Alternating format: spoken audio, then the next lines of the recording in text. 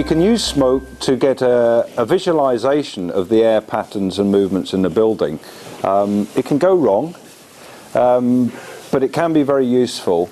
And the idea is to get a representation of where the air is wanting to go. So in a building like this, the one place it obviously cannot go is through the roof. That's quite simple. And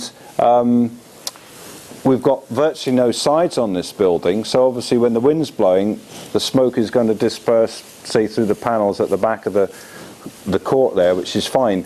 But it's really quite surprising, even on a day like this, that the smoke does accumulate and stays in the building for longer than you would imagine. And what we need to understand is that smoke is a representation of, if it was a cloud of virus particles or bacterial particles, they're floating around the building, and they give the opportunity for the animals to share all the bugs as best they can.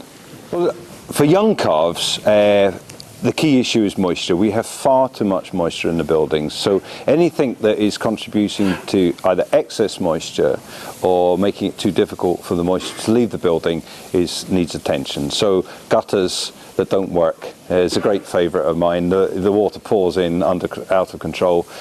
Drains that are too simplistic or very naive. Water that runs towards a building from the ground around it. Is another great failing.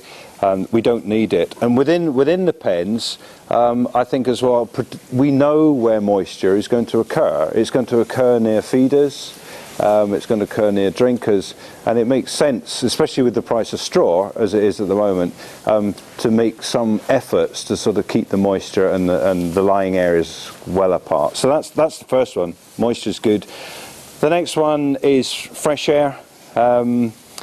Hugely valuable and free, and we need to understand how the buildings can be made to operate better. And really the third thing is to protect animals from the wind. The science is very, very clear on this, is that there's a cost to exposing animals to the wonderful and variable climate that we have in Britain, and an airspeed is in fact the quickest way to suppress the immune system of a young animal. So what we're looking for is dryness, fresh air, but no excessive wind speed, and that's why it's difficult. You know, we're in a warm, wet, windy climate, and we're asking for something different. So I think there's a lot of potential. I think the good side of the story is there's a lot of potential to make things better.